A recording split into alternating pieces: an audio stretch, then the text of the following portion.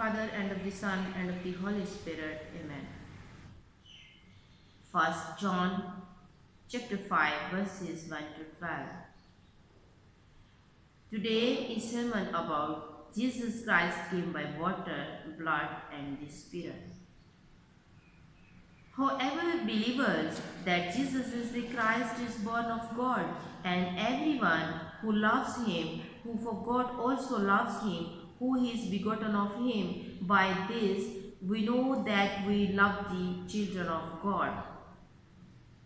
When we love God and keep his commandments, for this is the love of God, that we keep his commandments, and his commandments are not burdensome. For whatever is born of God overcomes the world. And this is the victory that has overcome the world.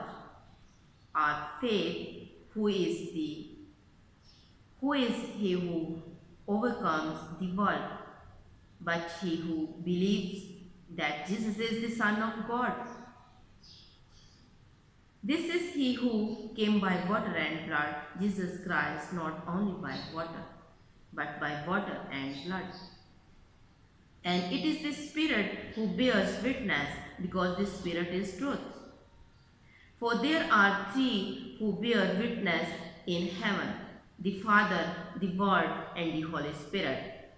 And these three are one, and there are three that bear witness on earth, the Spirit, the water, and the blood, and these three agree as one. If we receive the witness of man, the witness of God is greater, for this is the witness of God, which he has testified of his Son. He who believes in the Son of God has the witness in himself. He who does not believe, God has made him a liar, because he has not believed the testimony that God has given of his Son, and this is the testimony that God has given us, eternal life. And this life is in his Son. He who has the Son has life. He who does not have the Son of God does not have life. Did Jesus came by water? Yes, he did.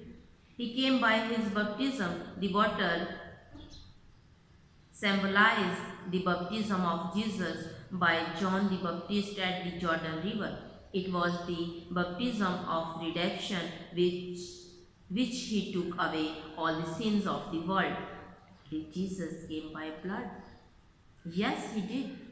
He came in the flesh of a man and was baptized to take away all the sins of the world, then paid off the wages of his sin by bleeding on the cross. Jesus came by blood. Did Jesus came by the Spirit? Yes, he did. Jesus was God, but he came as the Spirit in the flesh to be the Savior of sinners. Many people do not believe that Jesus came by water, blood, and Spirit. Only a few believe that Jesus is truly the King of kings, the God of gods. The majority people still wonder, is Jesus truly the Son of God or the Son of man? And many, including theologians and ministries, believe in Jesus as a man rather than as God, the Savior and the absolute being. But God said that anyone who believes that Jesus is the King of all kings, the true God and the true Savior, would be born of him. Those who love God love Jesus, and those who truly believe in God will believe in Jesus in the same way. People cannot overcome the world unless they are born again. Thus, the Apostle John told us that only true Christians could overcome the world. The reason why the faithful can overcome the world is that they have faith in the water, the blood, and the Spirit. The power to overcome the world cannot spring from a person's will or passion. who is who is he who overcomes the world, but he who believes that Jesus is the Son of God. This is he, fellow Christians. The one who overcomes Satan and the world was Jesus Christ. Thus, who believe in the word of the water, the blood, and the Spirit of Jesus can also overcome the world. How did Jesus overcome the world? Through the redemption of the water, the blood, and the Spirit. 1 Peter chapter 3 verses 21st in the Bible. Water refers to the baptism of Jesus. Jesus came to this world in the flesh.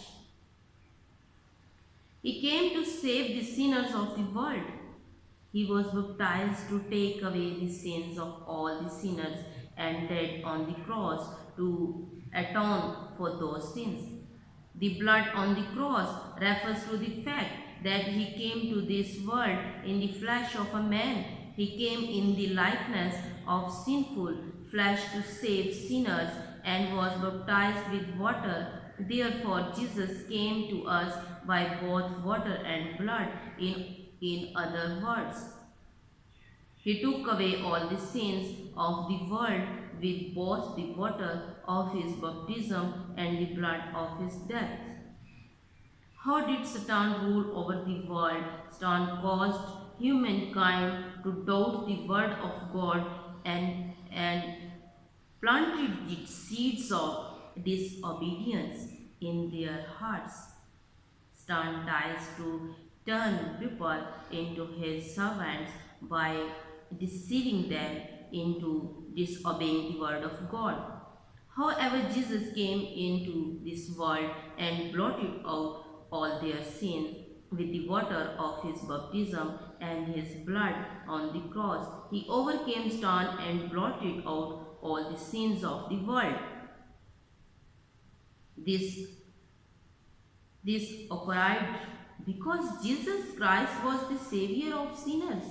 He became our Savior because he came by water and blood. Since Jesus was baptized to take away all the world's sin and died to expiate them, he was able to deliver us from all sins.